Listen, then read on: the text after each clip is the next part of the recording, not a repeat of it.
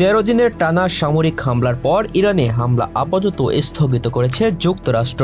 মার্কিন সংবাদ মাধ্যম দ্য নিউ ইয়র্ক টাইমস ও এক্সিওসের প্রতিবেদনে বলা হয়েছে, প্রেসিডেন্ট ডোনাল্ড ট্রাম্প সামরিক বাহিনীকে নতুন হামলা থেকে বিরত থাকার নির্দেশ দিয়েছেন। কিন্তু কেন এই সিদ্ধান্ত? প্রতিবেদন অনুযায়ী মধ্যপ্রাচ্যে মোতায়েন যুক্তরাষ্ট্রের পেট্রিয়ট ক্ষেপণাস্ত্র প্রতিরক্ষা ব্যবস্থা এবং অন্যান্য আকাশ প্রতিরক্ষা অস্ত্রের মজুদ দ্রুত কমে যাওয়ার আশঙ্কা তৈরি হয়েছে। এছাড়া ট্রাম্প প্রশাসন মনে করছে কূটনৈতিক উদ্যোগের জন্য সময় দেওয়া দরকার এবং বর্তমান সামরিক অভিযানের কার্যকারিতাও সীমার কাছাকাছি পৌঁছেছে।